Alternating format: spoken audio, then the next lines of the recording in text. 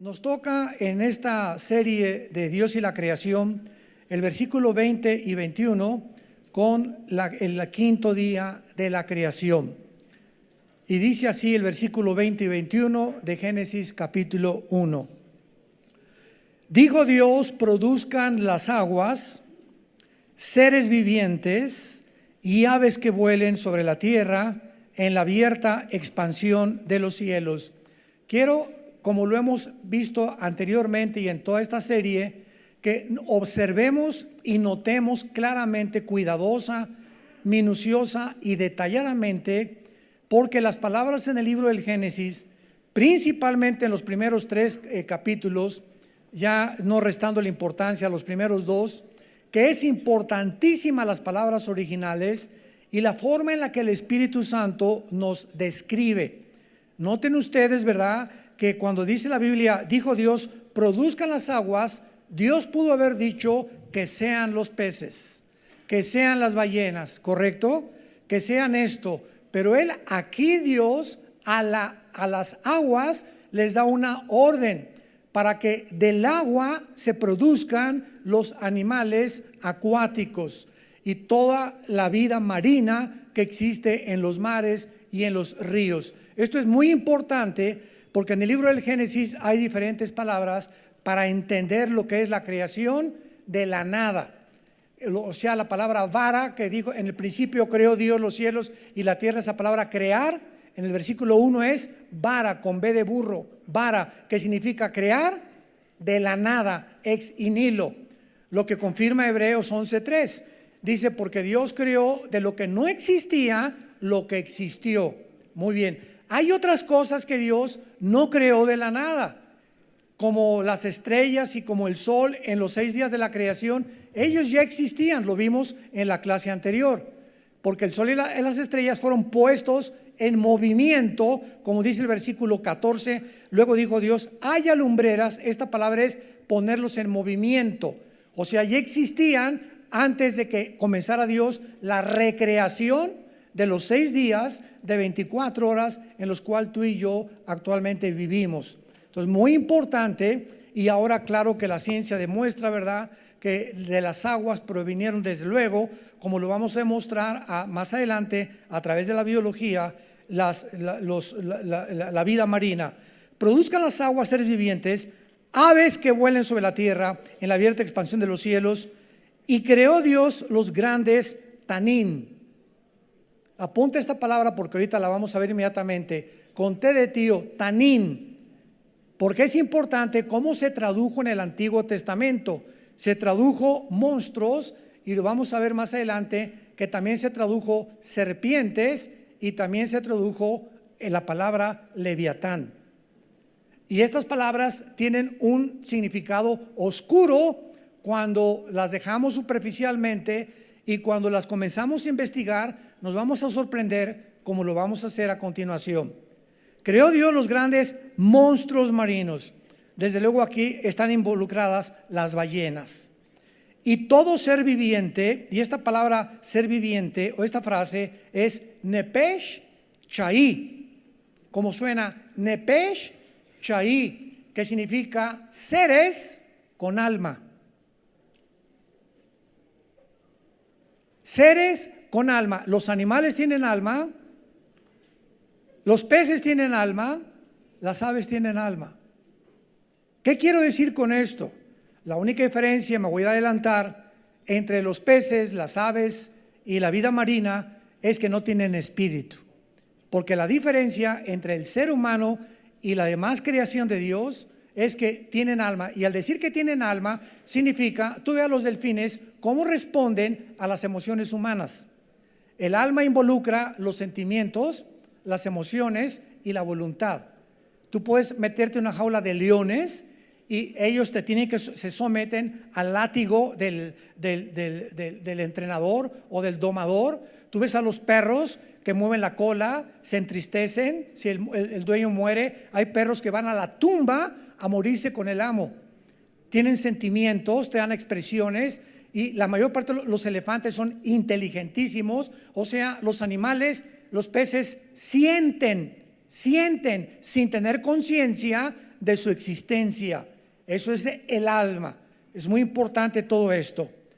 Entonces Dios dijo que todo ser viviente se mueva, que las aguas produzcan según su género y toda ave alada según su especie, y vio Dios que era bueno. Muy bien. La palabra producir, que es la que comienza nuestro estudio, produzca las aguas, es la palabra yisretzu, sheretz en el hebreo, que significa que todos los animales y los seres vivientes tienen alma, o sea, salieron del agua. La palabra monstruos, tanim, se encuentra varias veces y vamos a abordar inmediatamente esta palabra tan importante y por qué se tradujo, si es el original tamim, por qué se le dio otras connotaciones de acuerdo al contexto donde se escribió. Veamos, por ejemplo, Éxodo capítulo 7, versículos 11 y 12. ¿De qué manera se tradujo aquí la palabra tanim, que aparece como monstruos en Génesis 1, 20 y 21? Dice Éxodo 7, 11 y 12, cuando está Faraón enfrente de Moisés. Entonces llamó también Faraón sabios y hechiceros. E hicieron también lo mismo los hechiceros de Egipto con sus encantamientos. Pues echó cada uno su vara, las cuales se convirtieron en tanín. ¿Cómo se tradujo? Culebras. Monstruos, una traducción; culebras, otra traducción. La vara de Aarón devoró las varas de ellos. Vamos a descubrir más adelante que esta palabra tanín, cuando decimos monstruos, estamos hablando de algo, ¿verdad?, aborrecible, abominable, no solamente por el tamaño, sino que se esconde detrás, y la connotación de esta palabra en el original hebreo, algo todavía un poco más oscuro. Sabemos que durante los días de la creación, al final Dios dijo, y vio Dios que todo era bueno, y todo esto se pervierte cuando los primeros padres de nosotros, Adán y Eva, rechazan a Dios y le dicen, no queremos tus leyes, déjanos gobernar a nosotros, déjanos decidir nosotros qué es bueno y qué es malo, participando del árbol del conocimiento del bien y del mal. Cuando Dios le dijo a Adán y Eva, no comas de ese árbol, porque en ese momento vas a morir. ¿Qué estaba diciéndole Dios? Si tú participas del árbol del conocimiento del bien y no solamente del bien o no solamente del mal, había una mezcla en ese árbol entre la verdad y la mentira, entre el bien y entre el mal. Y esto es muy interesante, porque en ese momento Dios le estaba diciendo, si ustedes comen de ese árbol, ustedes van a comenzar a decidir ustedes qué es el bien y qué es el mal. Y no quiero que ustedes determinen qué es bueno y qué es malo. Yo soy, dice Dios, el que determino qué es bueno y qué es malo. Vayamos ahora al libro de Job capítulo 7. Seguimos viendo cómo se traduce la palabra tamim. Esto es interesantísimo y por qué se tradujo de esta manera, y lo vamos a ver al final.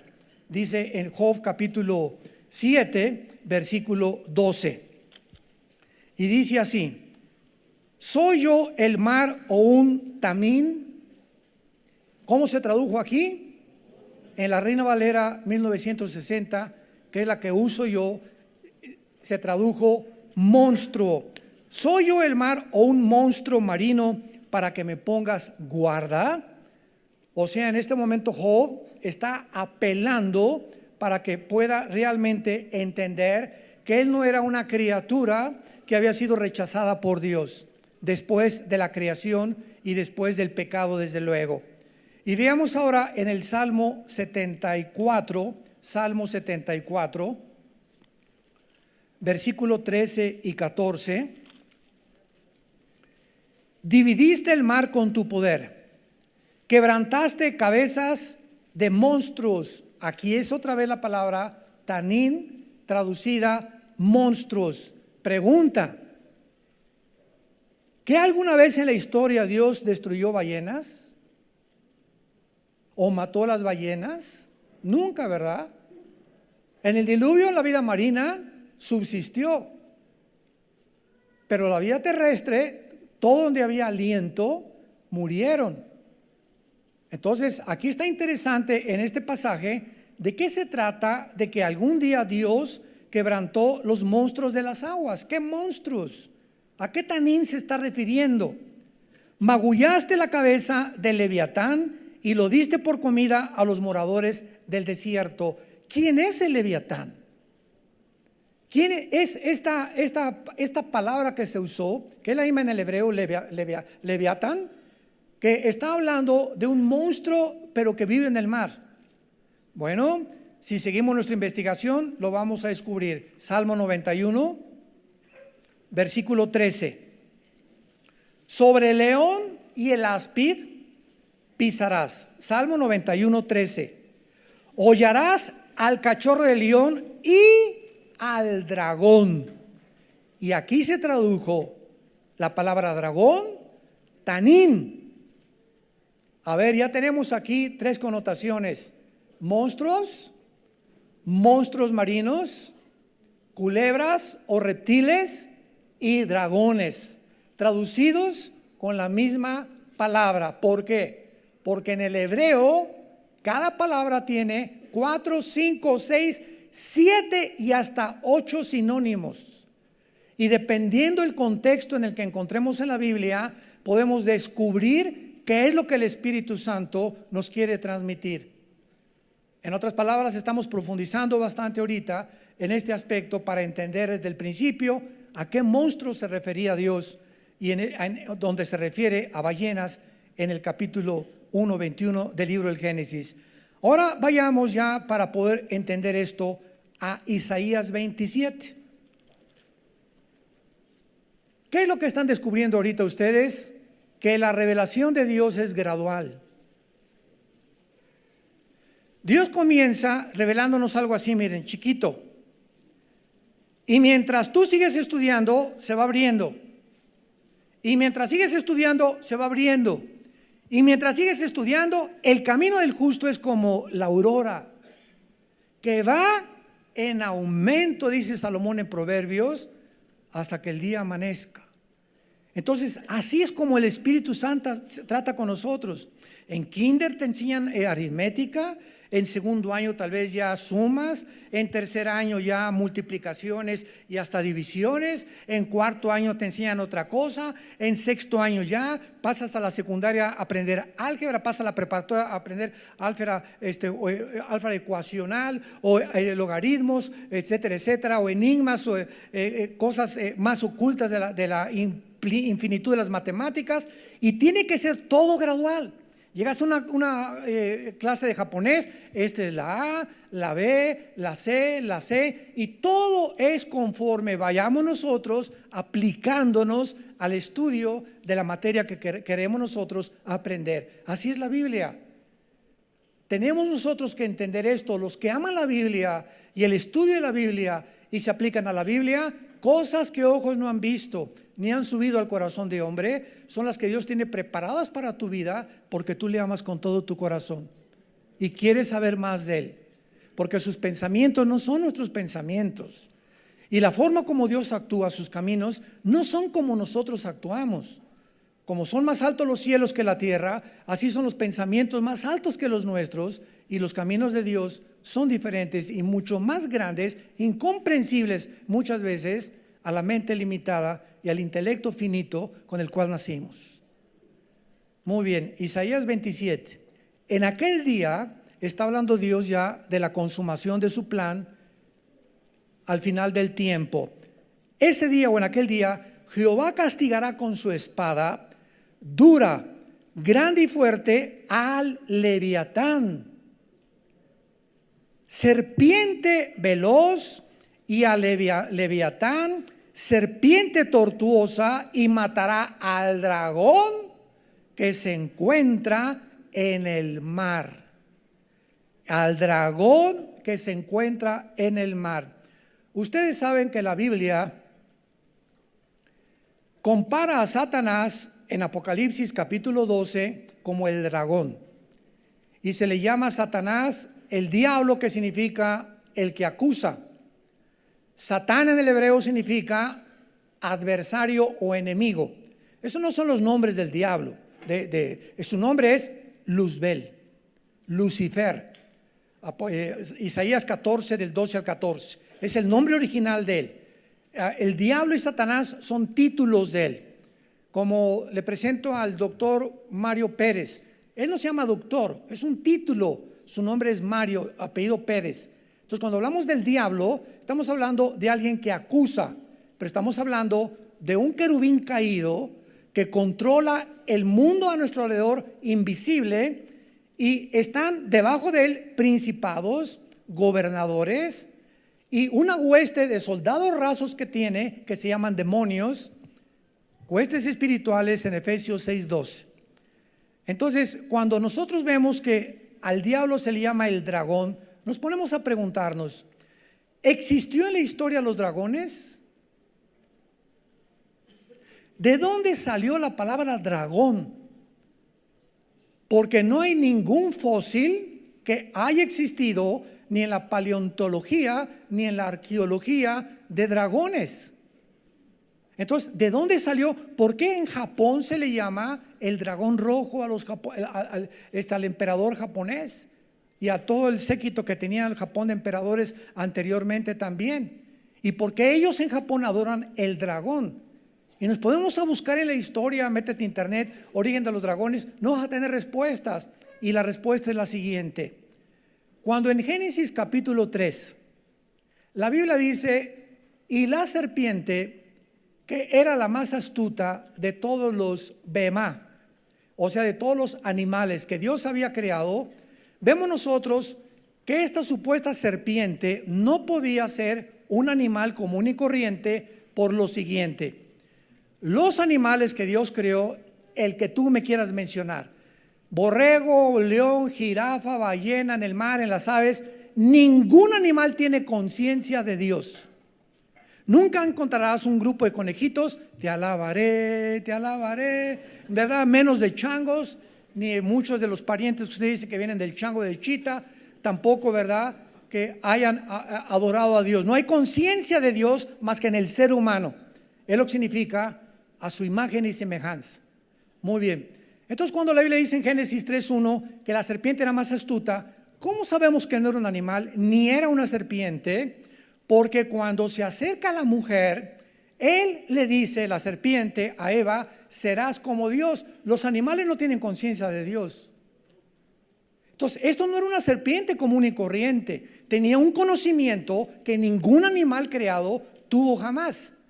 Entonces, aquí hay un misterio escondido detrás de esa serpiente en Génesis capítulo 3. ¿Quién era realmente esa serpiente?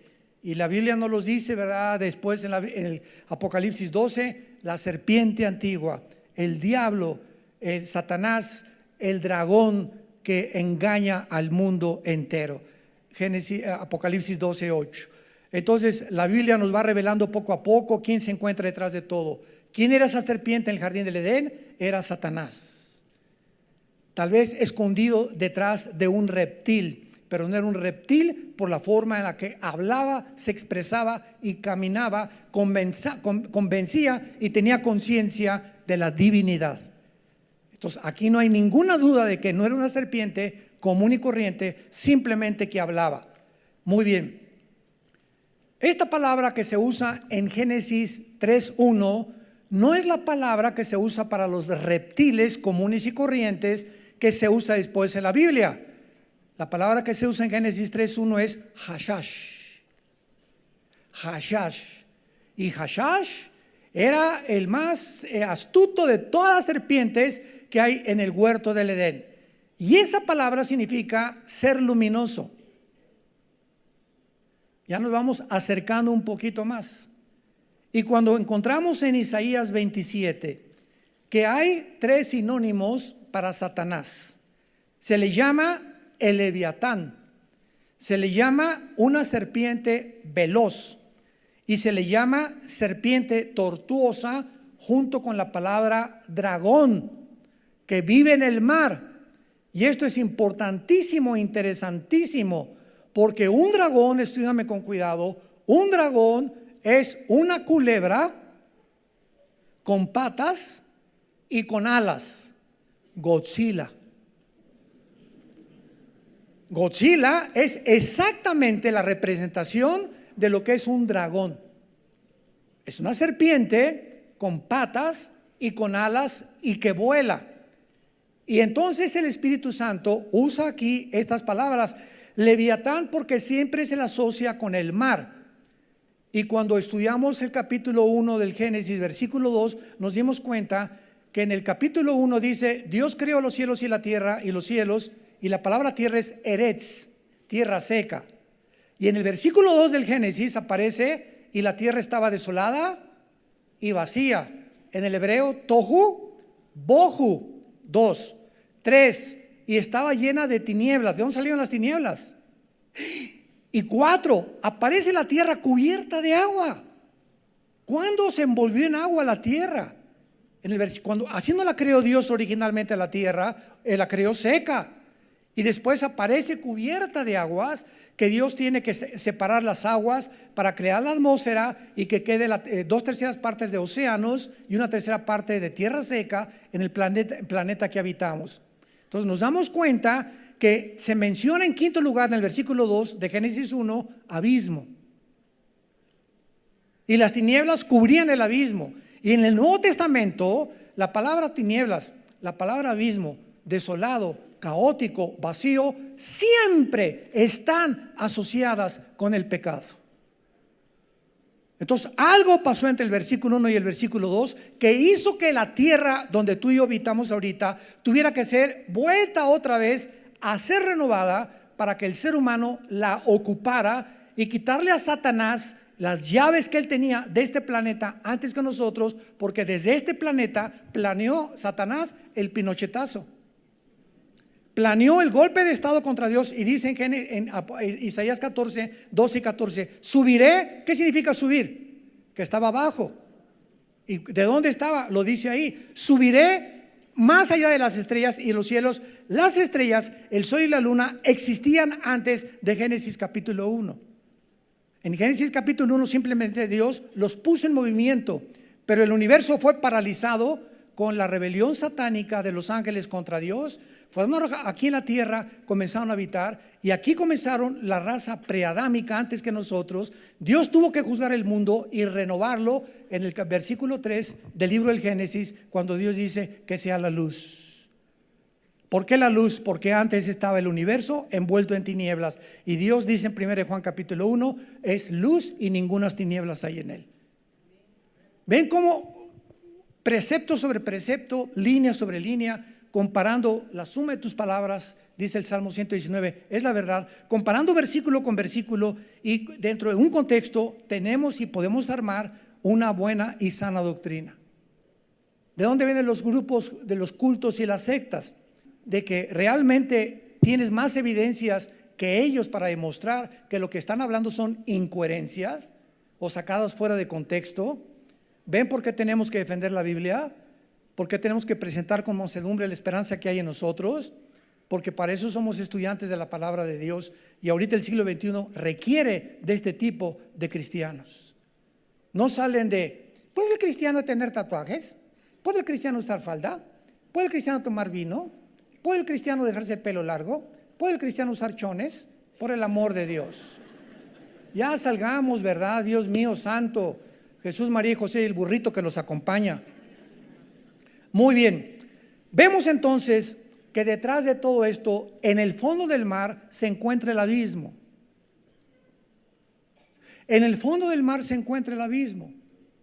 Y el abismo, de acuerdo a los evangelios, por palabras de Jesucristo, es la prisión no de los seres humanos, no de los ángeles, hasta después lo va a hacer en Apocalipsis 9. La prisión del abismo es la prisión de los demonios. Ahora, los demonios son criaturas que es otro misterio en la Biblia. A mí me han preguntado en seminarios que me han invitado a compartir la palabra a los estudiantes, ¿de dónde salían los demonios? Los ángeles sabemos que fue una creación de Dios, etcétera, etcétera, pero los demonios, ¿de dónde salieron? Y muchos han confundido a los ángeles caídos con demonios. Es una grave equivocación. Los ángeles caídos es una entidad espiritual completamente a los demonios. Los ángeles caídos no se meten a los seres humanos, los demonios sí pueden entrar a los seres humanos. Los ángeles caídos no perdieron sus cuerpos, los demonios son seres espirituales misteriosos que existieron antes que nosotros, que fueron condenados por Dios y que perdieron sus cuerpos y ahora ellos sufren. Ahora sí que en Guanajuato les llaman las almas en pena o los nietos de la Llorona. Y les decimos de miles de cosas, en las películas están apareciendo cosas que se aparecen y desaparecen. Son demonios. El delirium tremens de los alcohólicos no es delirium tremens, son demonios que se les aparecen verdaderamente como monstruos. Y un alcohólico, ¿verdad? Un borracho, eso es les llaman alucinaciones, que no son alucinaciones, es algo real en el mundo más allá de las 4 dimensiones, que son demonios tomando forma como ellos quieren tomar. Los demonios pueden entrar, escúcheme con mucho cuidado, los demonios pueden entrar al cerebro humano. Y el conocimiento que los neurólogos tienen ahorita del cerebro, que es la neurología, lo que estudia el cerebro y su comportamiento, los demonios pueden, cada una de las neuronas, de las millones de neuronas que tenemos aquí, que es como un árbol dentro de nosotros, los demonios pueden desconectar una neurona de otra neurona y comenzar a robarle la identidad a un ser humano y hacerlo pensar que no es un hombre o que no es una mujer, o volverte loco o provocarte ideas de suicidio o provocarte ideas de adicciones, y pueden manipular de tal manera la mente que cuando nos convertimos descubrimos en Romanos capítulo 12 versículo 2 que nuestra misión como cristianos es renovar nuestra mente, porque es el campo de batalla entre el bien y entre el mal.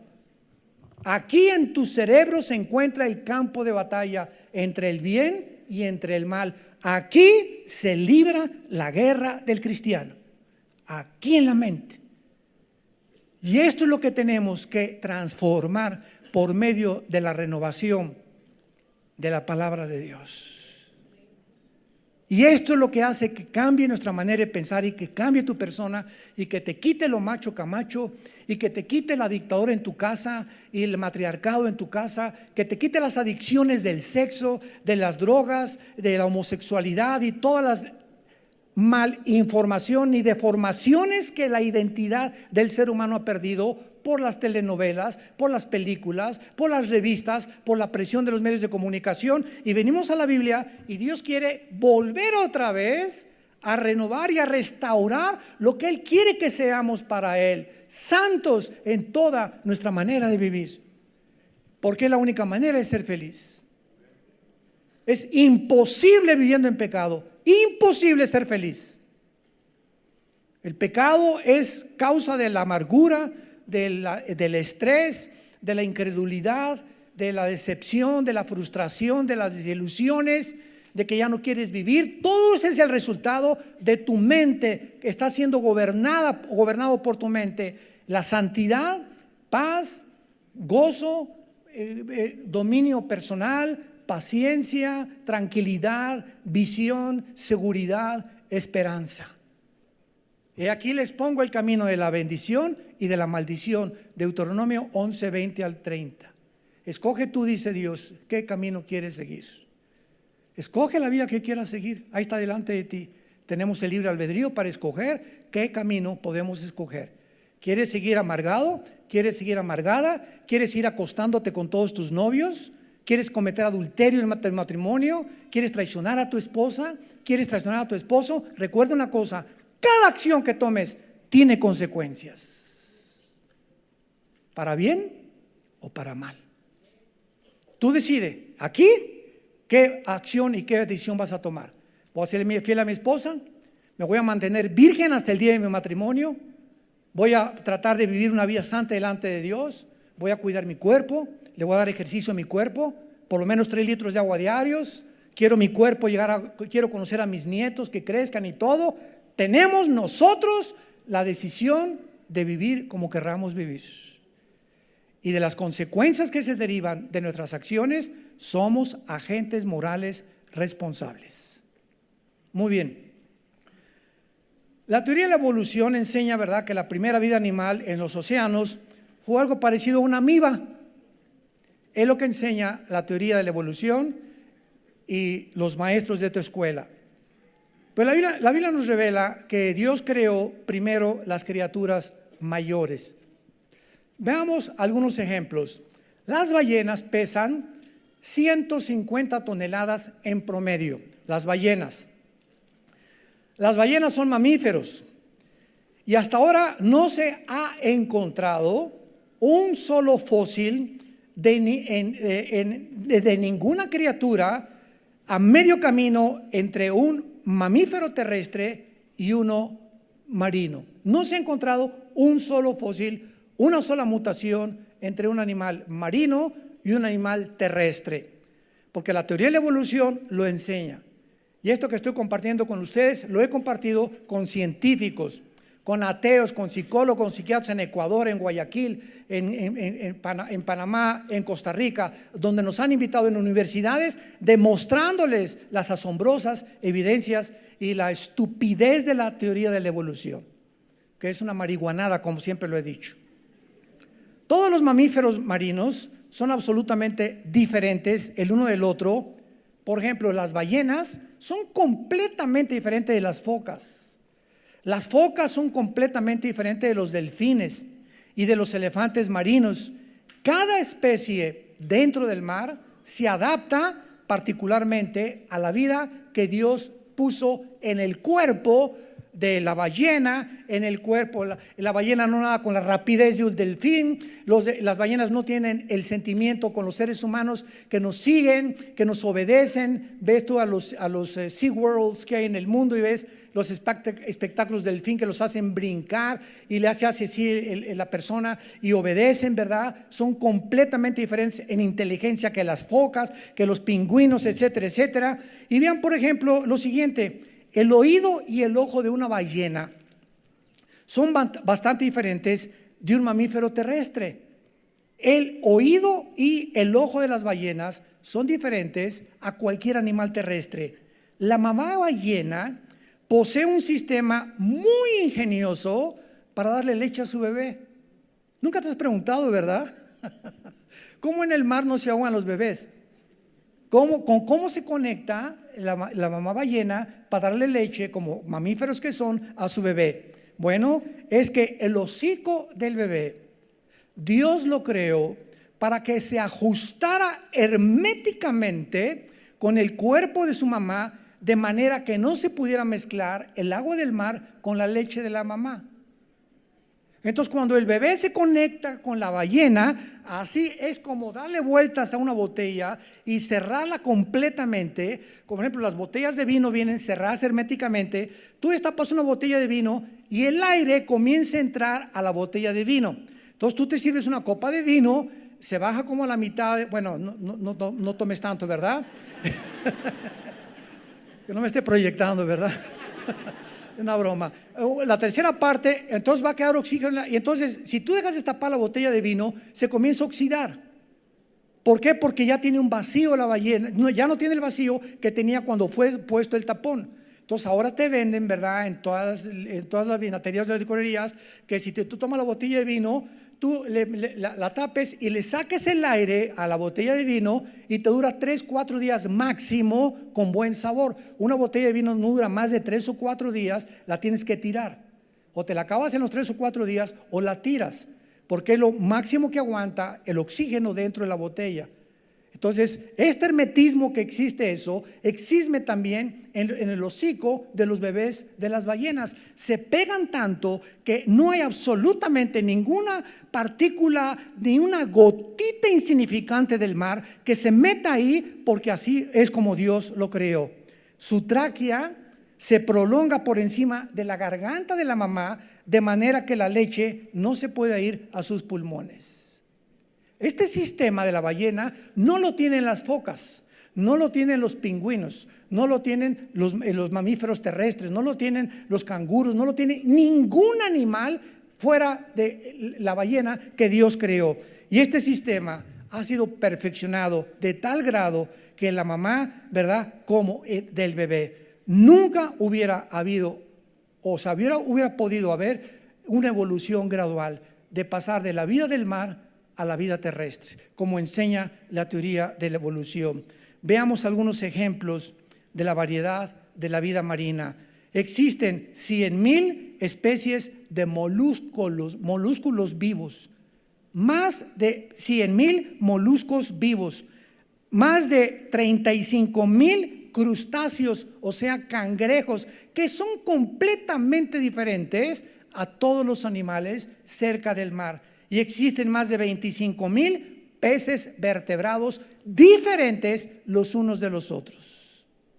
Qué impresionante la creación de Dios.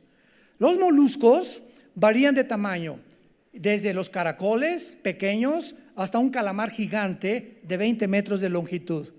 Y el sistema que tiene un cangrejo y que tiene un calamar son completamente diferentes, pero los dos son moluscos. Las almejas, con un peso de 15 gramos, hasta la almeja australiana de 230 kilos, que pueden ahogar a un nadador. Esto es lo que Dios ha creado. Los cangrejos pueden ser tan pequeños para vivir en mejillones, y hasta el cangrejo gigante japonés, que es el más grande, es el cangrejo japonés araña, así se le llama, mide 1,5 metros de diámetro. El pez más pequeño que existe en el mundo es el pez gobi, enano, de las Filipinas. Tiene menos de 3 centímetros de longitud. El mayor es el tiburón ballena, que pesa 15 toneladas, el doble de lo que pesa un elefante del África. La teoría de la evolución es incapaz, señores maestros que nos acompañan, de explicar miles de rarezas, como la anguila eléctrica, que caza a su presa por medio de un radar, emitiendo choques eléctricos de 300 voltios. No lo tiene nadie más que para su subsistencia y sobrevivencia la anguila eléctrica. El caballito del mar, el macho, pone 200 huevos en su bolsa. Un caballito del mar, ninguna otra especie lo hace. El cangrejo ermitaño sube a las palmeras con sus pinzas, abre un agujero en los cocos, los golpea y con otras pinzas especiales saca la carne del coco. Así lo diseñó Dios. Si no tuviera estos dos tipos de pinzas, se moriría de hambre. Pero como se sube a las palmeras, tendría que tener la forma de sobrevivir a través de los cocos con una especie de pinzas especiales que no son pinzas inglesas y con las que puede él sobrevivir. El sonar del delfín, el radar de los delfines para detectar cualquier obstáculo en su camino, y su increíble amistad con los seres humanos. No las tiene las ballenas, ni las focas, ni los pingüinos, ni ninguna otra rareza en el mundo marino. El pez mugil en las playas de California pone sus huevos en la tierra cuando la marea es alta durante la noche en una luna llena. Estos huevos tienen exactamente el intervalo de tiempo de 2 semanas para incubarse. Y estos huevos, antes que la siguiente marea venga, abran los huevos y los arrastre hacia el mar. ¿Quién le puso a este pez mugil en la capacidad de su inconsciencia programar la hueva para que pudiera la marea tener el tiempo exacto en el que, mientras se hace así para atrás, no pueda arrastrar sus huevitos hacia el mar, en el tiempo exacto para que nazcan toda su descendencia? El pez arquero, ¿han oído ustedes hablar de él? Que apuntando debajo del agua el pez está una rama y avienta un chisguete. O ustedes saben que si tú te pones debajo del agua, la refracción es diferente. Ya no puedes ver directamente porque el agua te hace que te distorsione y veas chueco. Entonces el pez arquero, ¿cómo puede tener ojos que puedan aventar el chisguete y hacer esto y tumbar una lagartija de un árbol para poder comérsela? ¿Quién le puso esta capacidad de corregir automáticamente el efecto de la refracción de la luz al pasar por el aire del agua?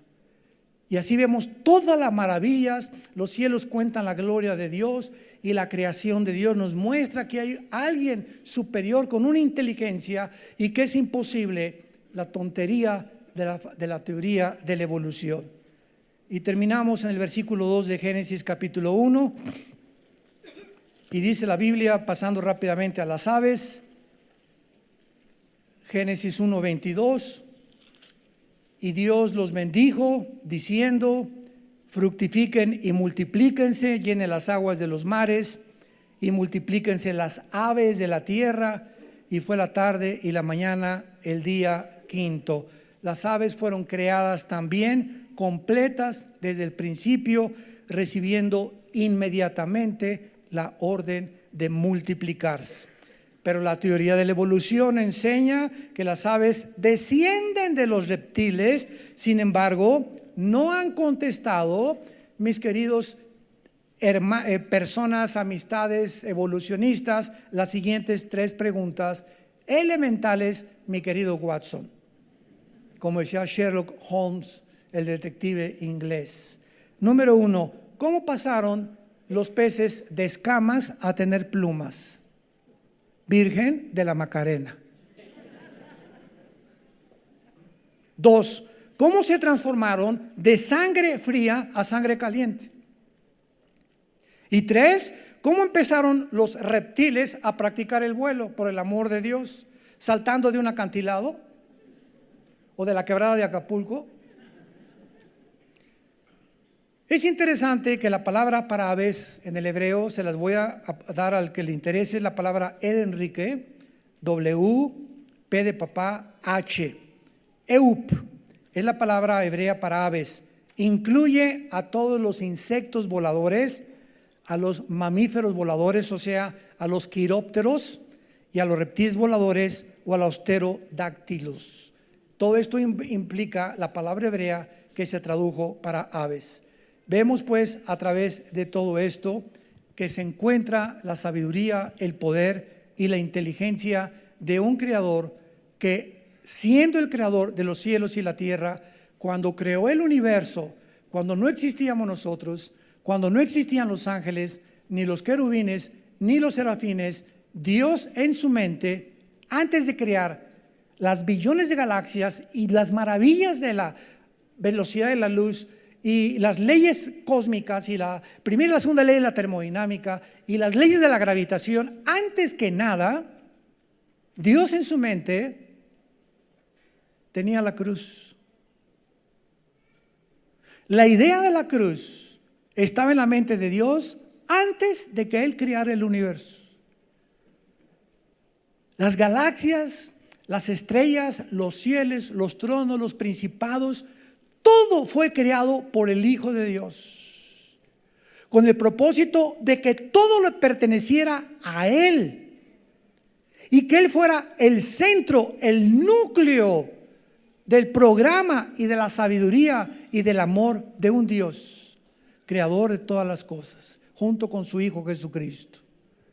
Y ese creador y esa idea, por eso dice, en el principio era el verbo. La palabra verbo es la palabra en la gramática que lleva al sujeto a la acción. Juan corre mucho. Juan es el sujeto, corre es el verbo, mucho sería el predicado. Entonces, cuando dice la Biblia, en el principio era el verbo, está hablando desde el principio, la acción de Dios para el universo estaba en su Hijo. Y este Hijo estaba con Él y este Hijo vivía con Dios.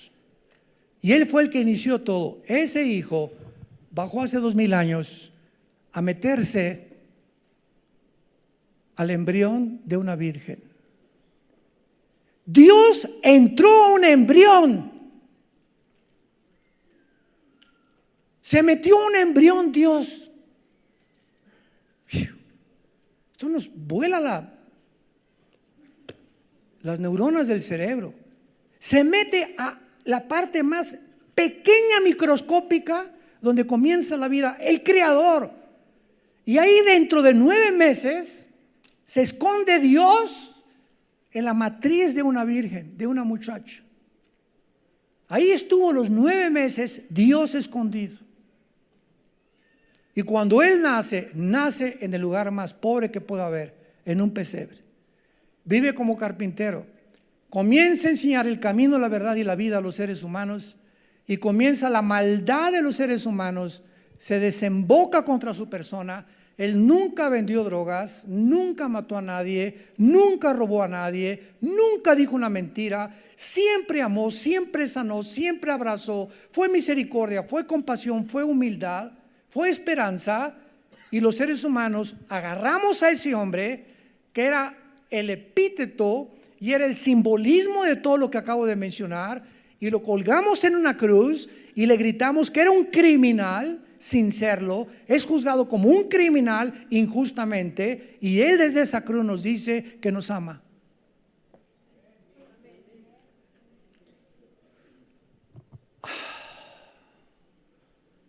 Te amo, dice Dios.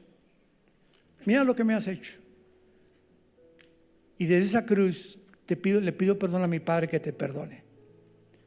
Y te acepto si tú me aceptas, con todo lo que eres, lo malo y todo lo que me has hecho, te acepto que vengas en esta tarde que te estoy hablando a mí. Te recibo como mi hijo y como mi hija. Si aceptas mis palabras y mi muerte en tu lugar en esa cruz, ¿quisieras tú en este momento invitarlo a tu corazón? De tal manera amó Dios al mundo, de tal manera que nos dio a su Hijo.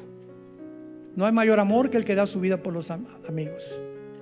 Para que si tú crees en Él en esta tarde y te arrepientes de tu vida y le das la oportunidad que entre a tu vida, Él te dé la vida eterna y el propósito y el significado que tu vida no tiene todavía y que no lo tendrá mientras no entiendas que sin santidad nadie verá a Dios. Te damos gracias, Señor, por tu palabra en esta tarde. Bendito sea el Dios y Padre de nuestro Señor Jesucristo, que nos ha hecho renacer para una esperanza viva por medio de la resurrección de su Hijo entre los muertos. Gracias porque por medio del conocimiento de su Hijo hemos podido nosotros ser transformados para una herencia incorruptible, inaccesible, guardada para todos nosotros que somos guardados por el poder de Dios mediante la fe. Gracias, Padre, por las inmensas promesas que nos has dejado en tu palabra. Más de 8,000 promesas que hay en la Biblia son todas para nosotros, para que las hagamos parte de nuestra vida diaria y entendamos que separados de ti nada podemos hacer. Dile a Jesús en este momento que Él te está tocando a las puertas de tu corazón. Si no lo has recibido, Señor Jesús, te pido perdón por mis pecados. Creo que en esa cruz pagaste con tu vida, con tu sangre, por todo lo que yo he hecho en mi pasado. Reconozco que no merezco tan grande salvación y que no tengo el poder de cambiar si tú no entras primero a mi vida y me das el poder de poder cambiarme en otra persona, la persona que tú quieres que yo sea. Creo que a los 3 días te levantaste de la tumba y te invito en este instante como mi Señor y mi Salvador. Gracias por darme hoy la vida eterna, el perdón de mi vida y aceptarme como tu hijo y como tu hija en la familia de Dios. En Cristo Jesús. Amén. Gracias a Dios por este libro maravilloso. Gracias a Dios por la Biblia. Gracias por la Biblia, Señor. Gracias, Padre. Nos ponemos de pie para recibir la bendición pastoral.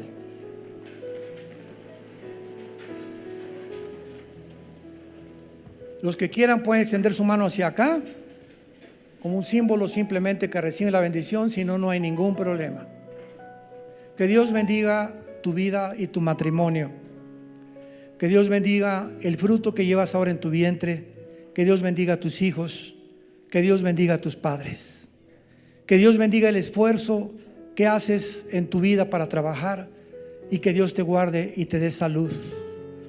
Que Dios te guarde cuando salgas a la calle y que cada día que regreses a tu hogar, a tu casa, le digas a Dios: gracias por mi familia, porque la familia es el tesoro más grande que Dios nos ha dado en esta vida.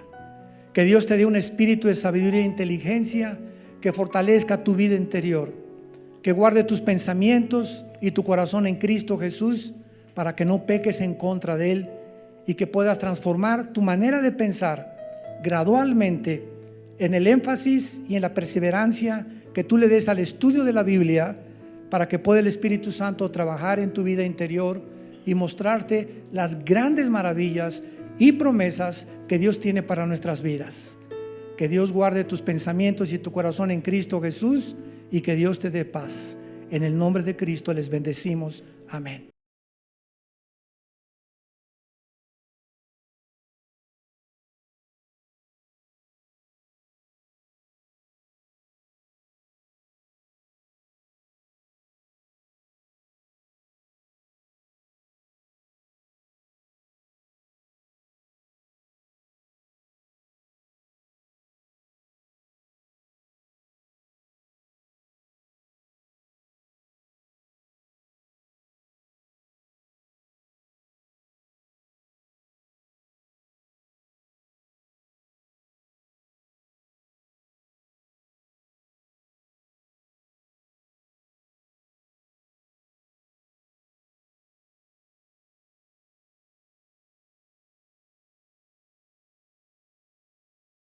Ya hemos podido ver claramente que cuando la Biblia dice en el principio creó Dios los cielos y la tierra, Bereshit Elohim ha'amayin ha'eretz, significa el principio del tiempo, del espacio y de la materia.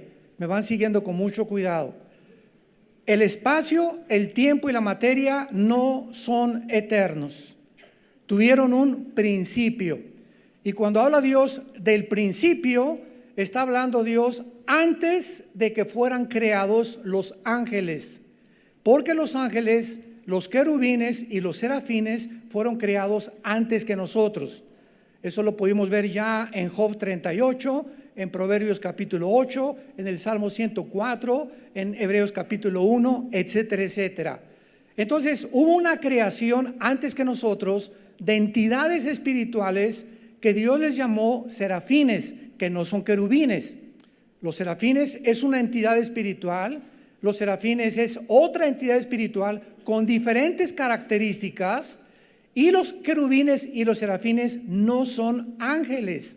Los ángeles es la tercera categoría que Dios creó de entidades espirituales, y la palabra hebrea malak o angelus en el griego significa enviados o mensajeros.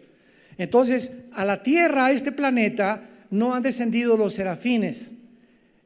Lucifer era un querubín, era el jefe y el más precioso de todos los querubines. Pero son los ángeles, estas entidades espirituales que se parecen a nosotros y tienen cuerpos parecidos a nosotros. Y cuando se hacen físicos, los ángeles tienen la apariencia humana. Así que ellos son los que bajan a esta tierra que Dios ha escogido. Como el más importante es Gabriel, que se le apareció a Daniel en Daniel capítulo 10, a la Virgen María le anunció el nacimiento de Jesús. Y así vemos que estos ángeles tienen contacto con nosotros y traen mensajes de Dios en diferentes tiempos de la creación.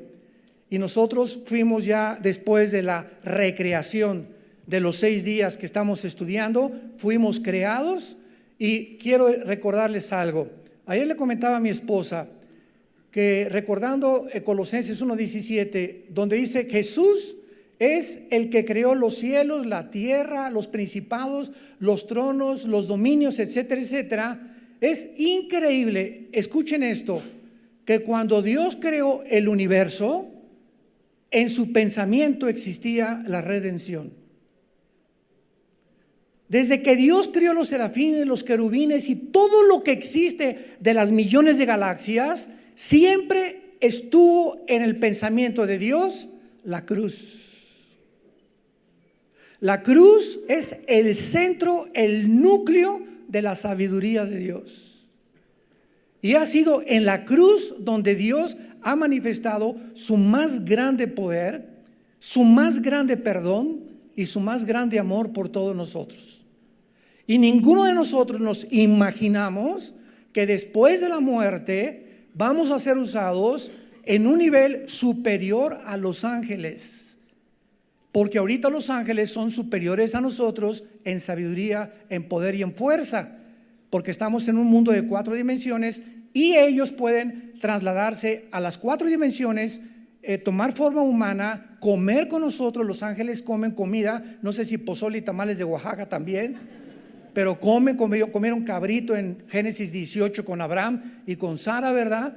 Entonces tienen acceso a nuestras 4 dimensiones, pero cuando muramos, Dios ha escogido, dice Daniel capítulo 7 y casi todo el Apocalipsis, a nosotros, a la iglesia, para gobernar el nuevo cielo y la nueva tierra que va a crear.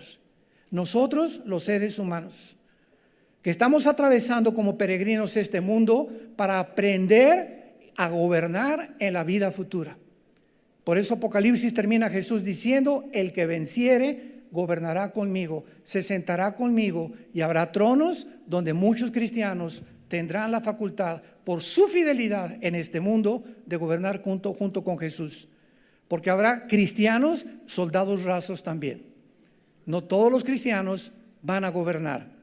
Muy bien, después de haber visto esto claramente, estamos ahora entrando a el versículo 11 y que es el tercer día de la creación, donde entramos a un mundo impresionantemente científico a la luz del siglo XX y del siglo XXI. Y escuchen lo que hace más de 3,000, 4,000 años Dios le reveló a Moisés, que es el que escribió el Génesis, y cómo hasta el año de 1954 del siglo XX, hasta 1954, se establecieron y se descubrió que la Biblia es el fundamento de las leyes de la genética. Que hasta 1954 se comenzaron a investigar. Veamos lo que dice Dios desde hace miles de años, antes que la ciencia descubriera lo que la Biblia había ya establecido.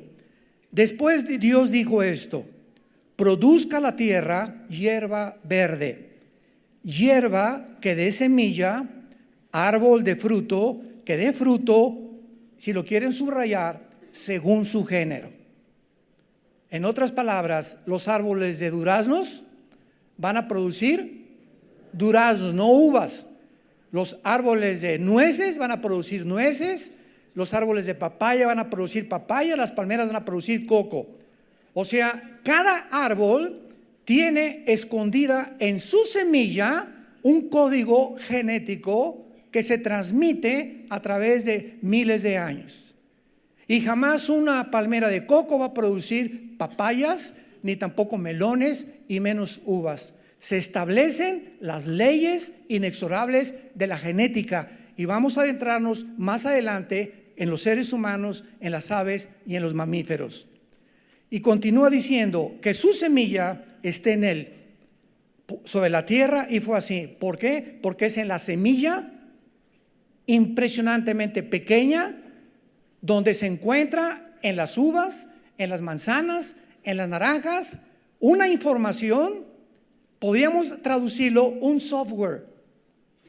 Dios metió una información genética para que cuando esa semilla se siembre, produzca las características que Dios diseñó, los minerales, las vitaminas que tienen las uvas, las naranjas, los limones, etcétera, etcétera, pero todo está escondido en una semilla. Versículo 12: produjo pues la tierra hierba verde, hierba que da semilla según su naturaleza, árbol que dé fruto cuya semilla está en él según su género. Y vio Dios que era bueno, y fue la tarde y la mañana el día tercero. Esta es la segunda obra de Dios que hace en el tercer día de la creación de la vida vegetal para establecer las leyes de la herencia. En 1860, un monje dominico llamado Gregorio Mendel comienza a hacer experimentos hasta 1860 con algunos chícharos, y comienza a mezclar Mendel los chícharos y descubre que hay una transmisión de colores y de características y que seguían siendo chícharos. Mendel postuló este descubrimiento científico en Europa. Sin embargo, no le hicieron casi caso, casi ningún científico en aquella época, y no le dieron la demasiada importancia que debería de tener. Pasó casi un siglo después, 1954. Dos doctores norteamericanos, el doctor Watson y el doctor Crick, en 1954 se les otorga el Premio Nobel de Medicina porque descubren el ácido desoxirribonucleico, que se ha reducido a 3 letras: A, D, N, o el DNA. Este ácido desoxirribonucleico es lo que hace que les den el Premio Nobel de Medicina, porque estos científicos descubren que en los billones de células que tenemos nosotros en el cuerpo, billones de células, en cada una de nuestras células se encuentra un ADN. En cada célula tú tienes y yo tengo un código genético inscrito por Dios con información. Y cuando estamos hablando de información, estamos hablando de inteligencia. Entonces, esto es maravilloso porque esto nos muestra que desde 1954, cuando comenzaron a descubrir que es imposible que un chango se convierta en jirafa, que un hipopótamo se convierta en un camello, o que un tigre se convierta en un perro, por el ADN, lo mismo que Dios hizo con el mundo vegetal y con las aves, y cada cosa tiene una semilla. El halcón produce halcones, el águila, el buitre, etcétera, etcétera. El pez martillo produce pez martillo, el tiburón produce tiburones. Toda la creación tiene un sello de Dios impregnado que hace imposible científicamente la evolución. Aproximadamente de 1957 en adelante, el 65% de los científicos astrofísicos y doctorados con maestría en astrofísica y en biología y genética que se decían ateos, dejaron el ateísmo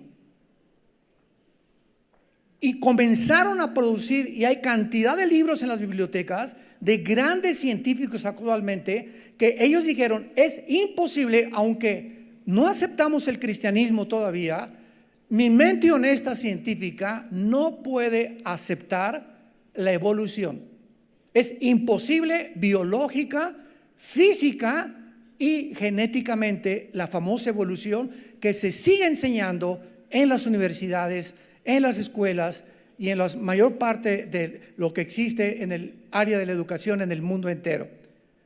Cuando mi esposa y yo visitamos el año pasado el Museo de Historia Natural en Londres, todo el primer piso del Museo Natural de Londres, Inglaterra, está dedicado a la teoría de la evolución. Todo el primer piso. Y del lado izquierdo encuentras una vitrina con una cabecita chiquita, otra cabecita grande, y son inventos que pusieron.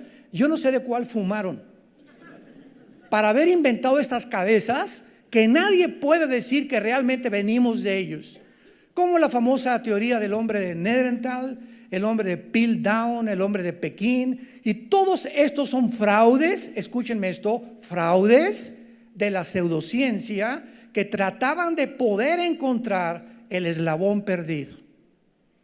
Y no están buscando un eslabón perdido, tendrían que encontrar billones de eslabones perdidos. Uno solo no se ha encontrado. ¿A qué me refiero? No existe, señores científicos que nos acompañan y ateos, y ustedes maestros de la universidad que nos tienen y nos pueden ver por la televisión, no existe una sola prueba científica de una mutación de una especie a otra especie. No existe una sola prueba científica de una mutación de una especie a otra especie.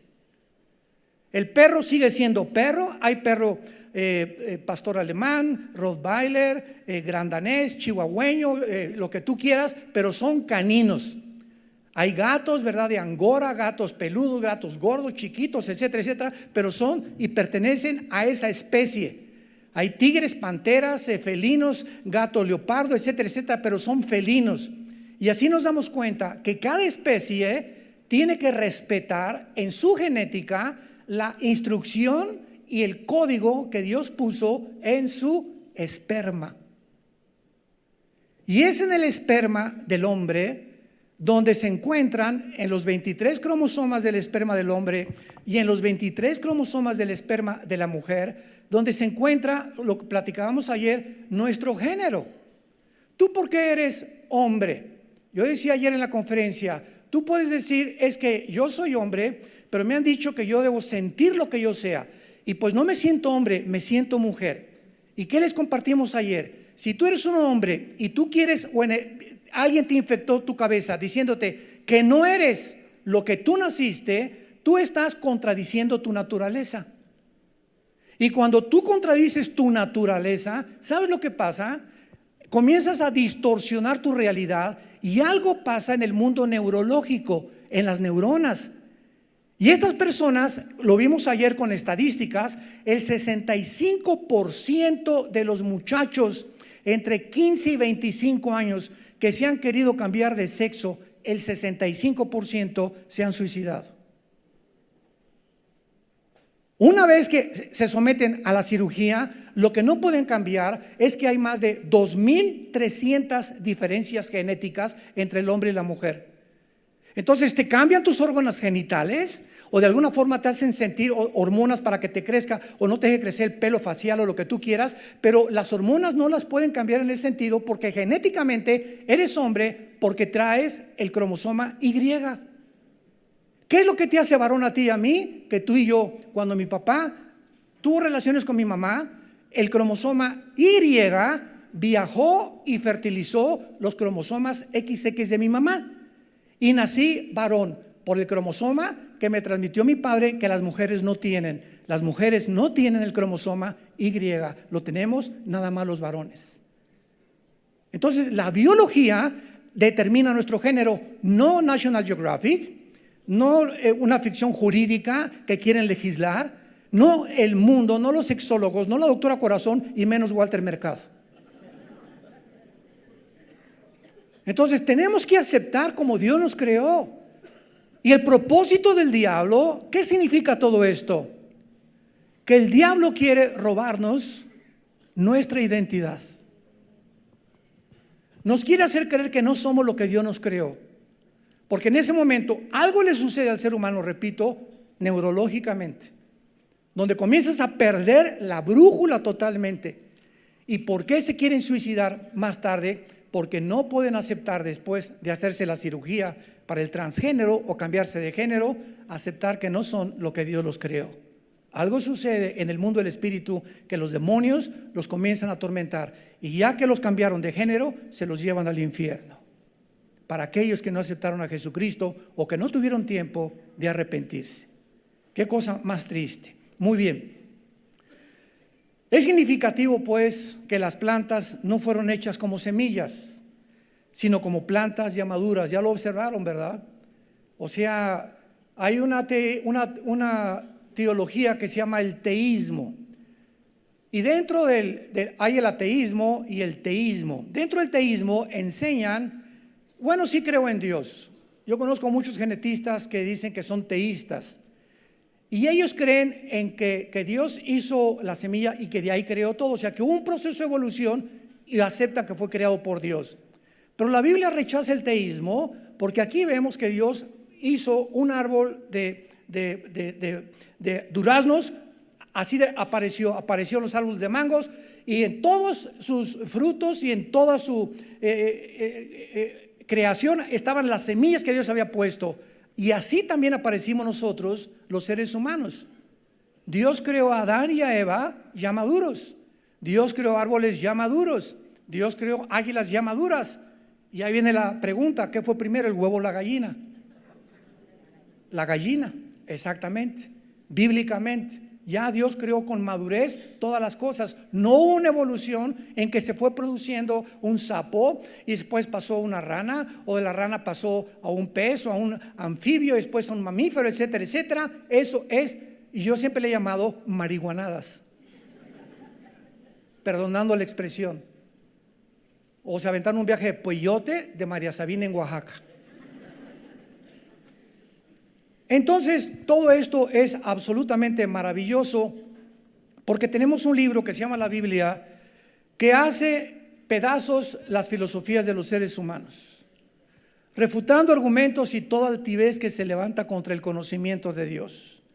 Y los cristianos tenemos en esta época que vivimos, porque no somos una luz, como muchas luces hay en el mundo, somos la única luz. No predicamos una verdad. Algunas verdades tenía Confucio, algunas tenía Buda, algunas tenía Sócrates. Nosotros predicamos la verdad absoluta. Entonces tenemos en nuestras manos este libro maravilloso en medio de una generación de la cual estamos rodeados actualmente. Vean ustedes algún ejemplo rápidamente de lo que ha hecho Dios. ¿Sabían ustedes que existen más de 200,000 tipos de flores? más de 200,000 tipos de flores. La más grande flor del planeta Tierra se llama Rafflesia en Indonesia y tiene 1 metro de diámetro con un peso de 6 kilos. La más pequeña de todas las flores que Dios creó se llama la lenteja de agua, con una longitud de medio milímetro y una anchura de 0.4 milímetros. Hay flores de montaña, de pradera, de desierto, de playa, de flores, de rocas, de carnívoras, etcétera, etcétera. Solamente en la familia de las rosas existen miles de variedades. De los árboles hay más de 25,000 tipos de árboles. Los más antiguos de la tierra se llaman los pinos bristlecone en California y datan de más o menos 5,000 a 6,000 años de edad, de acuerdo al potasio argón, al carbono 14 y a la radioactividad. Y estos probablemente fueron antes del tiempo de los diluvios de Noé. Los más grandes árboles del mundo se llaman los secoyas, con troncos de 12 metros de diámetro. Nos ganaron al de Oaxaca, del árbol triste de Hernán Cortés. Las semillas más grandes del mundo pertenecen al coco Demer de las islas Seychelles. Una nuez puede pesar 20 kilos. En Madagascar existe un árbol para viajeros que almacena medio litro de agua en la base de cada una de sus hojas. Ahora veamos los frutos. No cabe duda, ¿verdad?, que cada año tenemos una variedad increíble de frutos. Hay temporada para la piña, para el melón, para el durazno, para las nueces, para los higos, etcétera, etcétera.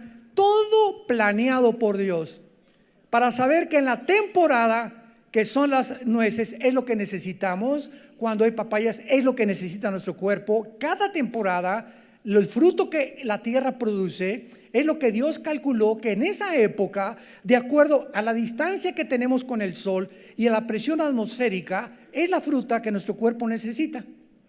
¿Sabían eso? No cabe duda, ¿verdad?, que disfrutamos cantidad de frutas y la mayoría de todas estas frutas, casi todas las frutas tienen minerales, nutrientes, vitaminas necesarias para nuestro organismo.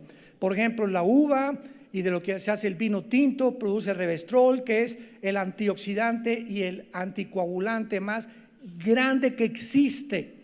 La fruta de la papaya tiene unas enzimas digestivas para los intestinos impresionantes que te limpia, te fortalece los intestinos cuando la tomas tú en ayunas. La manzana se conoce como la reina de las frutas porque es la que más minerales y más vitaminas contiene concentradas. Por eso hay un dicho en inglés que dice one apple a day keeps the doctor away.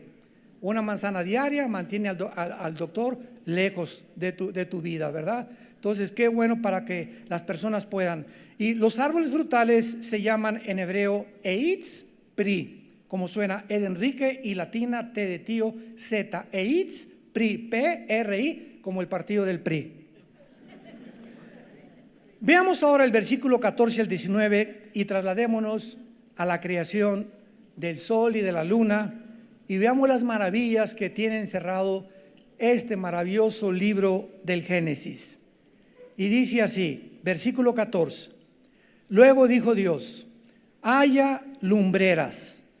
Por favor, apunten las palabras hebreas que les voy a decir, porque cuando tenemos ya el significado original, resalta lo que significa en un idioma que Dios escogió, que es el hebreo y el griego, y aparte arameo en el libro de Daniel, para poder tener y leer este libro. Pero cuando profundizamos ya y nos volvemos estudiantes profundos de la Biblia, perseverantes en el estudio de la palabra de Dios, y no solamente nos conformamos con la superficie, comenzamos a escarbar, porque físicamente el petróleo se encuentra a cientos de metros de profundidad. Si tú haces un hoyo en tu casa, 2, 3 metros, no sale el petróleo. Y si tú lees la Biblia y ya tienes muchos años leyéndola, así nada más, Jesucito, mi dulce compañía, en nombre de Jesús, amén, en nombre de San Padre, noche y día, y ese es tu devocional desde hace 10 o 15 años, te vas a quedar siendo un niño.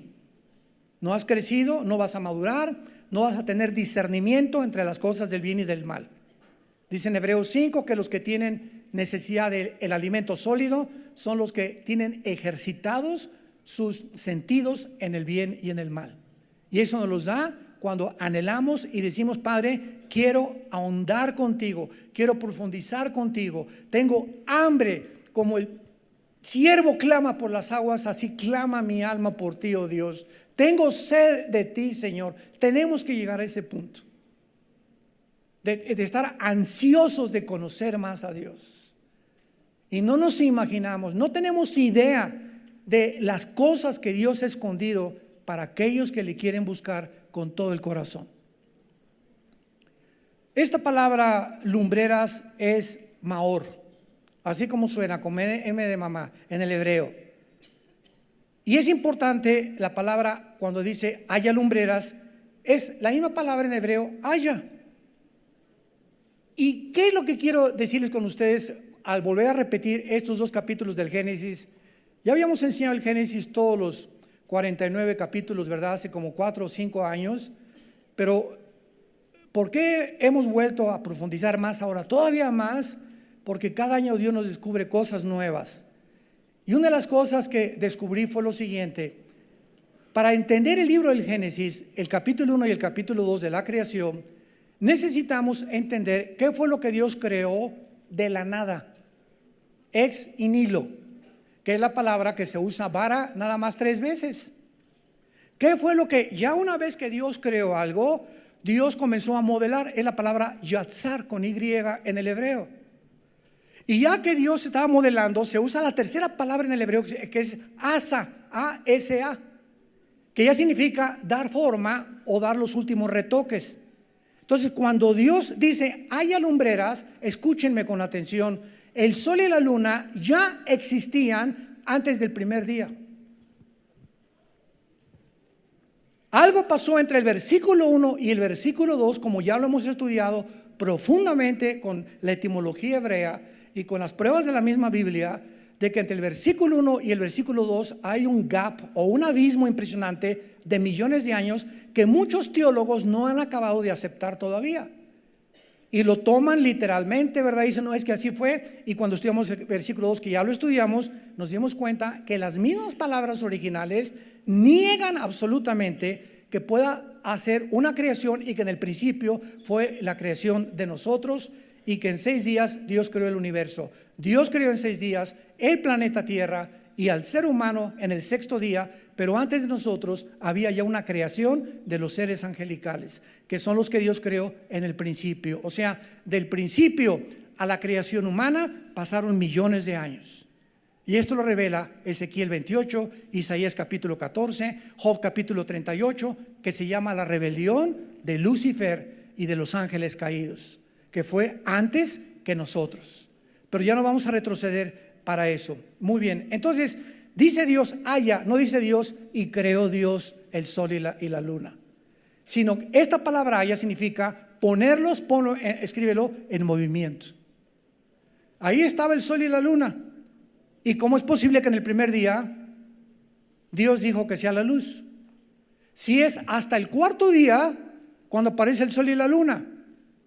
Si tú eres estudiante de teología, va a haber personas o ateos que te van a atacar con eso. Aquí Moisés se confundió. A ver, dice aquí que en el primer día Dios dijo que sea la luz. ¿Y cómo es posible que hasta el 4.º día aparece el sol y la luna? ¿Se acuerdan los que ya estudiamos desde el principio de esta serie? ¿A qué se refiere Dios cuando dice sea la luz?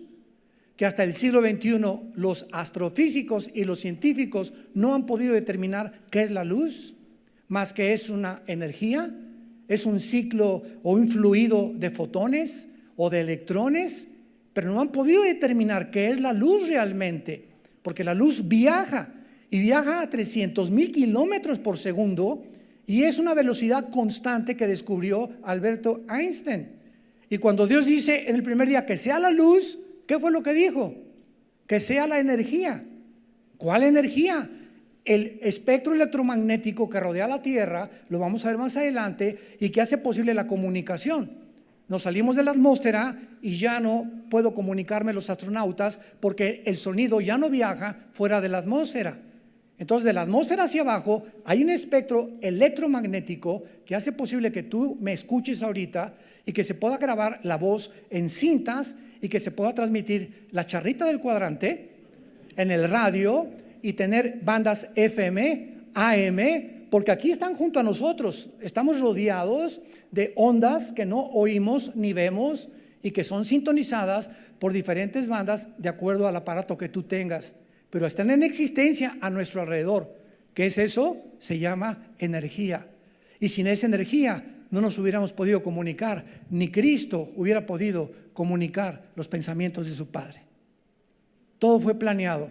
Es un universo maravillosamente afinado por Dios. Continuemos. ¿Están aprendiendo algo? Bueno, más les vale. Dijo luego Dios: haya lumbreras en la expansión de los cielos para separar el día de la noche. Aquí ya vemos la función especial. Y sirvan de señales para las estaciones, para días y años. Y sean por lumbreras en la expansión de los cielos para alumbrar sobre la tierra. Y fue así. E hizo Dios las dos. Aquí ya hizo, apúntale la palabra asa, A-S-A. Ya no es la palabra haya del versículo 14. Ya aquí Dios dice: hizo Dios las dos grandes lumbreras, la lumbrera mayor para que señorease, o sea, las hizo que ya se pusieran a funcionar y comenzaron a funcionar, y el sol comenzó a emitir todos los rayos ultravioleta que el sol emana todos los días, y la velocidad del sol y de la luz que manda el sol a nuestro planeta, lo vamos a ver, tarda 8 minutos. Así que cuando tú te estás asoleando en Acapulco o en la Riviera Maya y dices está fuerte el sol, estás hablando de algo que ya pasó. Esa luz que te está quemando la mandó el sol 8 minutos, porque es lo que tarda en llegar la luz del sol al planeta Tierra.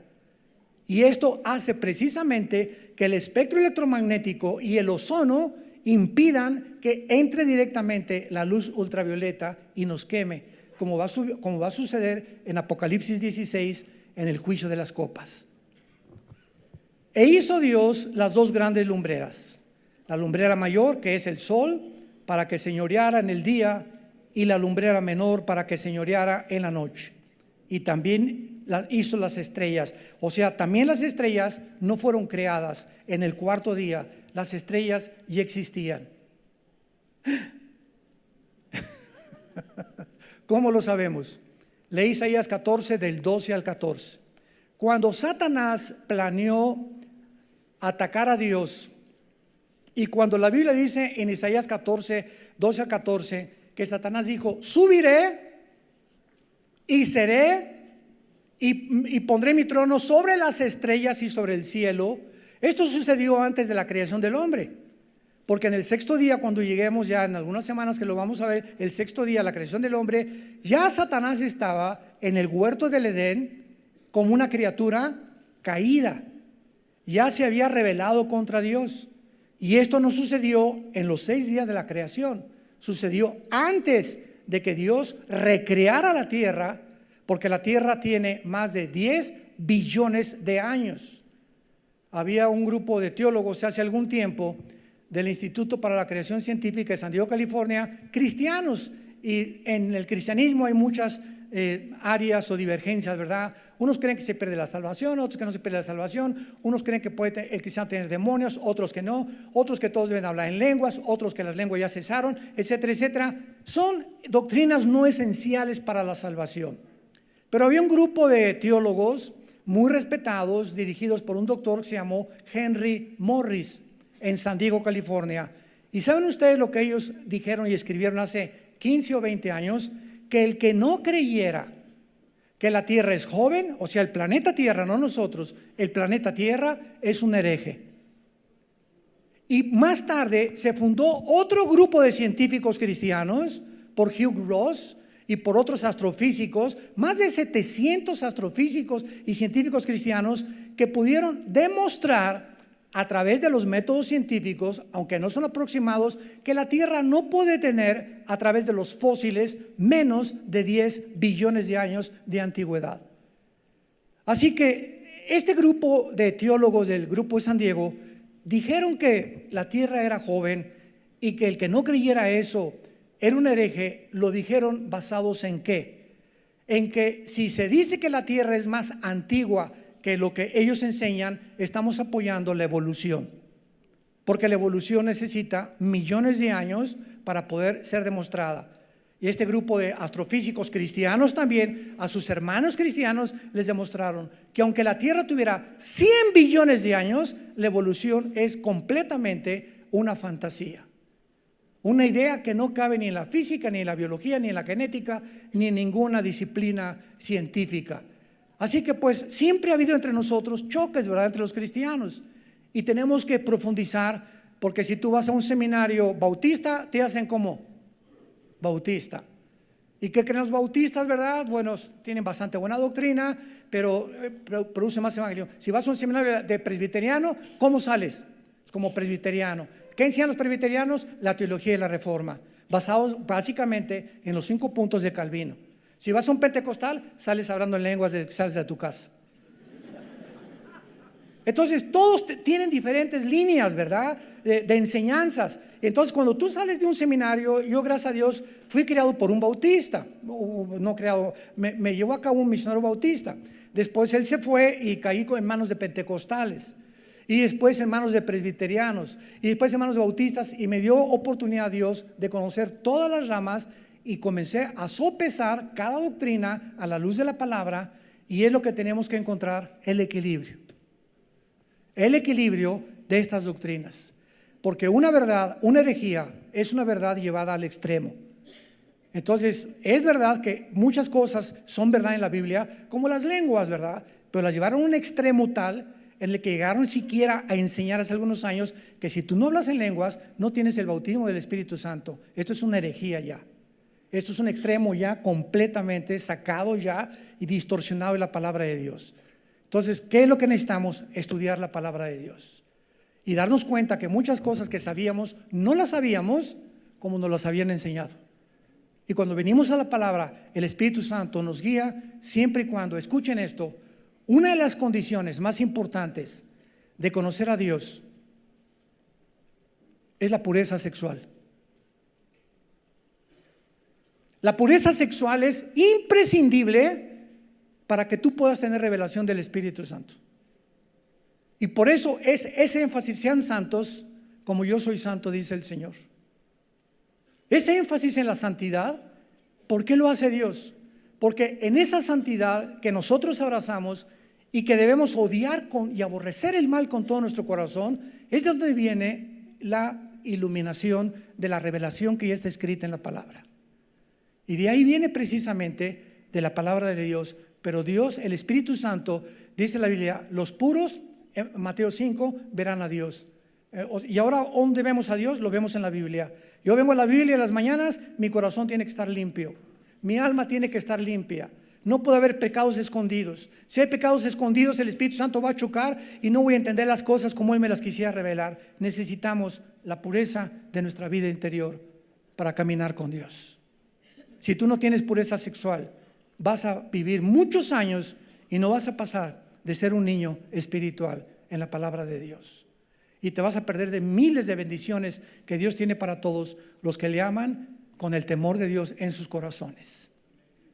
Muy bien, vemos pues nosotros aquí en este cuarto día las lumbreras. Haya, que significa que haya, no fue un acto creativo, sino un movimiento. Lumbreras, Maor, es la palabra luces, que es la palabra literal que se usó y se tradujo lumbreras. Haya luces en el espacio, en la expansión de los cielos. Y el propósito de Dios era dividir el día y la noche, e incluye 4 ideas a los que las quieran apuntar. Número 1, sirvan de señales. Esta palabra señales, O de Octavio, T de tío, H, ot, en el hebreo, significa algo que apunta hacia adelante. Por ejemplo, En el Nuevo Testamento leemos continuamente que Jesús hizo señales, milagros y prodigios, ¿verdad? ¿Se acuerdan? Y cuando dice la Biblia, estas señales hizo Jesús, y venían los fariseos, haznos señal, Cristo les contestó, la generación perversa y adúltera demanda señal, pero señal no les será dada más que la señal de Jonás. Bueno, ¿qué es una señal? Yo voy en el carro, en la carretera manejando mi vehículo, y de repente veo una señal informativa. ¿Qué son las informativas? Me están anunciando restaurantes o gasolineras a 2 o 3 kilómetros de donde yo me encuentro. Después me encuentro, las informativas son de color azul casi siempre. Las amarillas se llaman preventivas y rojas las que te dicen ya detente. Entonces me encuentro una señal que está así en un ángulo de 45 grados, me está diciendo hay una curva que si tú no le bajas, vas a 120, no le bajas a 80, por lo menos a 70, está tan forzada que no la vas a poder agarrar. O sea, me está esa señal apuntando hacia adelante que hay algo que me puede hacer daño. Por eso se llaman señales que apuntan hacia algo. Todos los milagros que hizo Jesucristo apuntaban a algo hacia el futuro, hacia adelante. No eran para satisfacer la curiosidad de la gente, los milagros. Como ahorita se trata de hacer, ¿verdad? Campañas de milagros y eso, ¿verdad? Y hacerlo públicamente, y eso no es la intención de los milagros ni de los apóstoles tampoco. No podemos hacer un circo de los dones espirituales. Entonces, cuando dice la Biblia que sean señales, son señales, podríamos decir, de navegación. Es el punto más importante de la Biblia. Por ejemplo, vayamos rápidamente a Job capítulo 38, versículos 31 al 33. Y esto nos va a orientar un poco más acerca del primer propósito del sol y la luna. Job 38, 31 al 33. Vean este libro, santos de Dios, que tiene la antigüedad del Génesis. El libro de Job tiene la antigüedad del Génesis.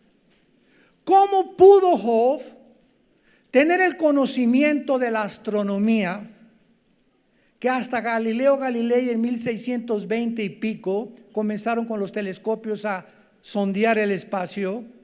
¿Cómo pudo Job en los capítulos 39, 40, 41 a describir la vida del pavo real, del camello, del gavilán, del zorro, del pavo real, etcétera, etcétera, cuando fue escrito hace tantos años? Y lo que más me impactó, se lo comenté el otro día a un amigo teólogo, amigo mío, le dije, ¿no has notado que los animales, saliéndonos de curso, que menciona Job, no habitaban en Jerusalén, ni en el área del Medio Oriente? ¿De dónde sacó que Job fue a viajar a Indonesia o fue a viajar a Australia para conocer a los canguros? ¿De dónde sacó esa información Job? Es una información sobrenatural. ¿No te has puesto a pensar en eso? Y ahí se encuentra en este libro tan antiguo. Pues ahora vean lo que dice Job hace más de 4,500 años del universo. ¿Podrás tú atar los lazos de las Pléyades? Las Pléyades que son 7 estrellas calientes, apúntalo. Son 7, es una constelación de 7 estrellas calientes. O desatarás las ligaduras del Orión. Orión es la más grande de todas las constelaciones que existen en el zodíaco. Y cuando hablamos del zodíaco, no estamos hablando de astrología. El diablo mezcló la astronomía con la astrología, la gimnasia con la magnesia. Entonces, los signos del zodíaco existen en el cielo, pero no son para dirigir nuestras vidas. El diablo pervierte todo. Y Dios creó detrás de Aries, detrás de Virgo, detrás de Génesis, que son constelaciones científicas, astronómicas. Y lo más interesante de todo esto es que estas constelaciones nos hablan del plan de Dios para la salvación. Vamos a tener tiempo de examinar todo esto con mucha calma después.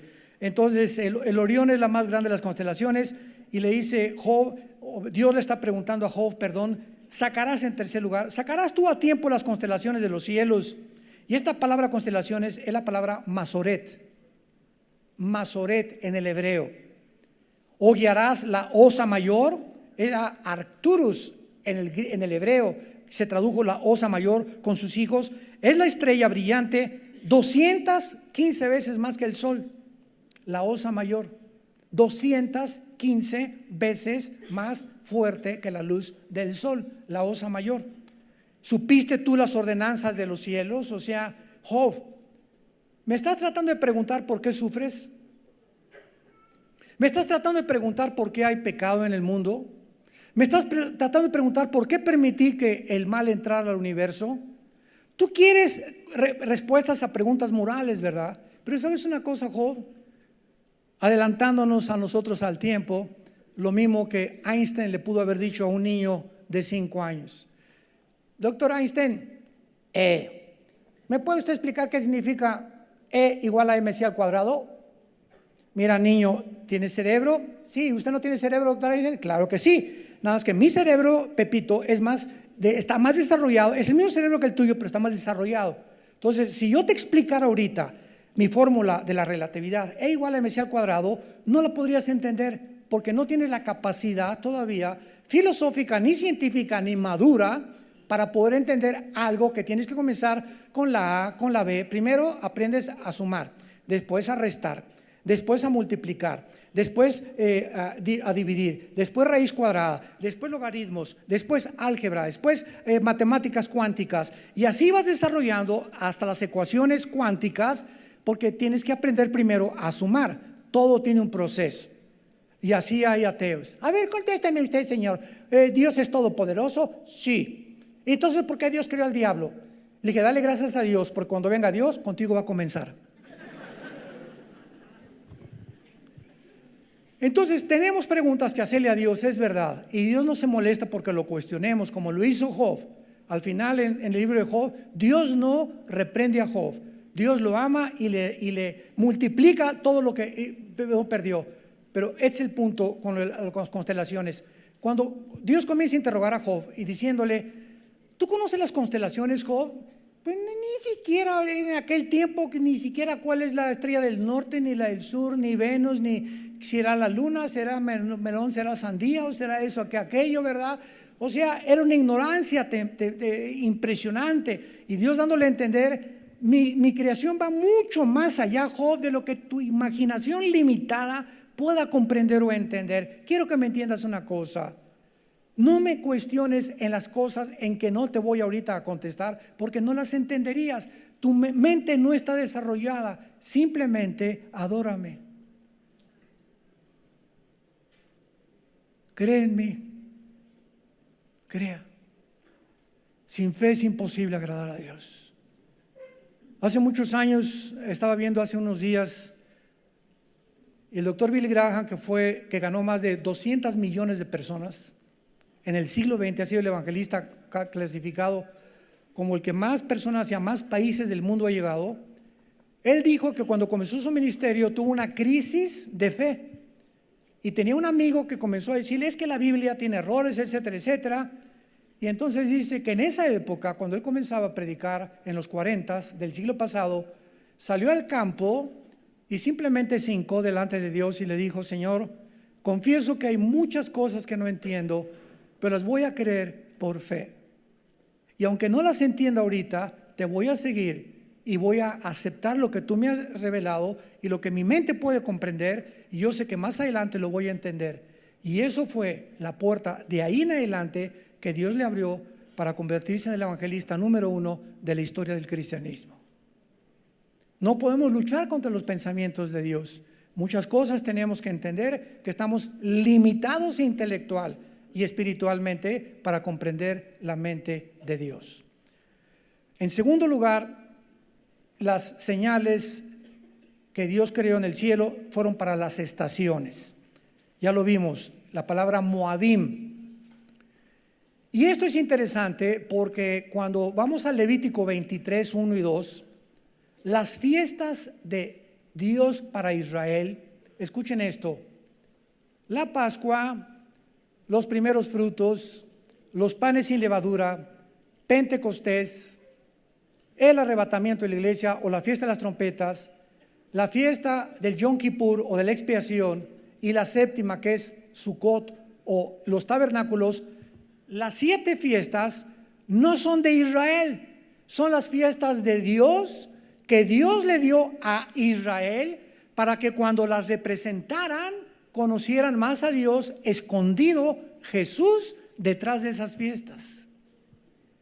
Y cuando nosotros celebramos aquí Sukkot, ¿verdad?, que lo hacemos casi siempre en septiembre, hay mucha gente que dice: ya se volvieron judíos o ya son mesiánicos. De ninguna manera, no lo estamos haciendo como obligación, sino para que ustedes vean qué es la fiesta que vamos a celebrar cuando estemos juntos en Jerusalén.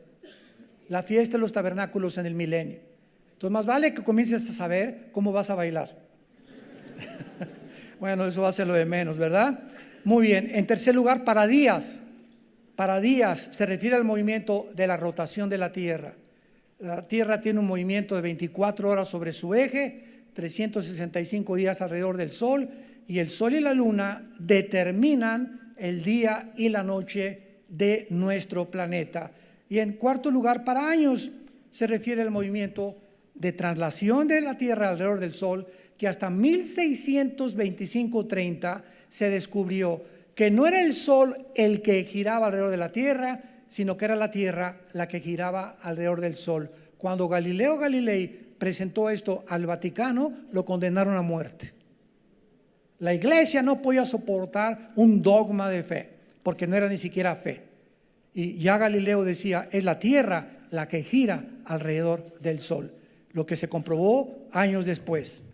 Y finalmente, ¿verdad?, sean para lumbreras, y es el propósito de Dios para nosotros, que haya luz en el día y que haya luz en la noche. Todos los días tenemos 24 horas, 12 horas de oscuridad, 12 horas de luz. Y mientras hay 12 horas de luz, ¿cuántas horas le dedicas a tu Creador, a tu Salvador y a tu Señor? Recordemos que si tienes 60 años, has vivido 40, porque 20 años, la tercera parte de tu vida, te la has pasado dormido roncando. Si tienes 80 años, en la tercera parte de tu vida te la has pasado dormido. Si llegas a los 100, 35 años casi, la pasamos dormidos. Realmente vivimos solo 2/3 partes de nuestra vida. Dediquemos y contamos nuestros días de tal manera que traigamos sabiduría a nuestro corazón, porque los días son cortos y los años que Dios nos ha dado pasan demasiado rápido. Te damos gracias por tu palabra, Señor, en esta mañana.